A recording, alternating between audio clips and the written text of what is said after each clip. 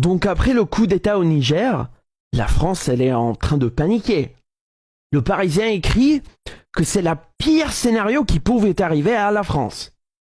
Les infos britanniques disent que c'est un danger que le Niger, comme le Mali et le Burkina Faso, puissent s'éloigner de ses alliés occidentaux et se rapprocher de la Russie.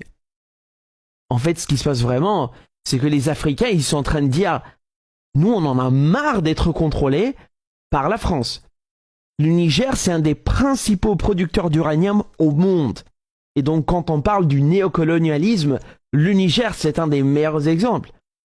La France, elle est fortement dépendante du nucléaire. Un tiers des besoins pour les centrales nucléaires vient du Niger. Cependant, 80% de la population au Niger n'a même pas d'accès à l'électricité. 80%. Les entreprises françaises exploitent une ressource de telle valeur et pourtant le Niger ne tire aucun bénéfice de toutes ces richesses. Voire même, c'est le deuxième pays le plus pauvre au monde. Non mais, comment ça se fait? C'est pas possible.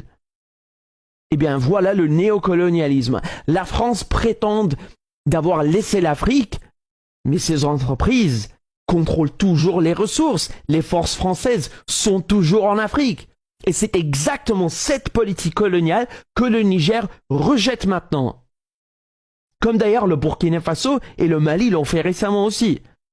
Donc ne soyez pas surpris lorsque vous voyez les gens dans la rue à Niamey en chantant « À bas la France !» et portant des drapeaux russes. Pourquoi d'ailleurs ils tiennent des drapeaux russes? Et ben justement, ça c'est l'indépendance. C'est les Africains par leur propre choix, eux-mêmes, qui décident de se détourner de l'Occident. Ils voient bien la différence. Les Russes, les Chinois, ils font les choses dans les règles. Ils sont franches, ils sont directs. Alors que nous, en Angleterre, en France, en Europe, nous, on a fait quoi en Afrique? On a menti, on a triché, on a volé, on a pillé, on a tué. L'esclavage. C'est ça l'héritage de l'Occident en Afrique. Et ça continue toujours. Mais les médias veulent vous faire croire que c'est la Russie et c'est la Chine qui piègent l'Afrique par la dette. Ah! Genre comme si non, on l'a jamais fait. On l'a carrément inventé.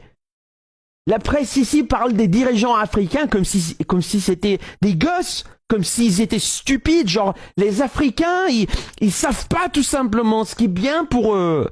C'est nous, l'Amérique, la France, la Grande-Bretagne, c'est nous qui vont aller les sauver. Ah ouais, vraiment. On a déjà vu ce film. Ça termine pas très bien. Les gens sont tellement désespérés et misérables qu'ils fuient les guerres et le pillage que nous, l'Occident, on a fait en Afrique et en Arabie. Ils risquent de périr dans la Méditerranée ou dans la Manche. Mais apparemment, c'est eux les envahisseurs.